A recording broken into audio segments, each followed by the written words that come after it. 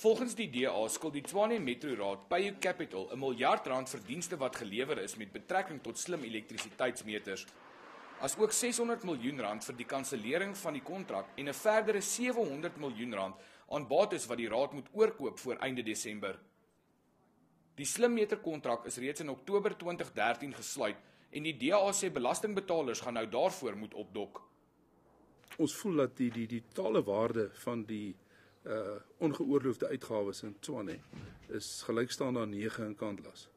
As 'n mens nou aanvaar dat die Nkandla sage in Suid-Afrika word deur al die belastingbetalers van Suid-Afrika gefinansier, moet 'n mens nou in gedagte hou dat hierdie 9 Nkandlas gaan deur die belastingbetalers van Tshwane alleen gefinansier moet word. Die DA het vandag 'n brief aan die voormalige en huidige ministers van Finansies, Pravin Gordhan en Nhlanhla Nene gerig, waarin hulle binne 30 dae antwoorde wil hê oor of hulle die kontrak gaan ondersoek.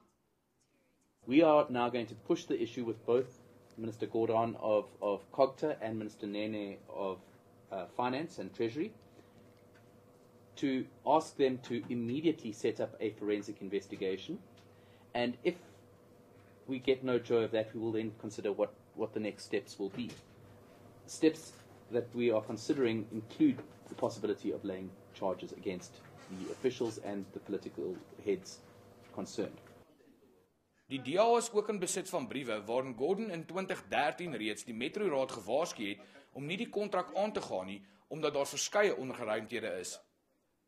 Die Tshwane Metro Raad sê die DA het dit verkeerd en geen kansellasiefooie moet betaal word nie, en die nuwe diensverskaffer wat nog aangestel moet word, sal die bates oorneem op hulle eie onkoste.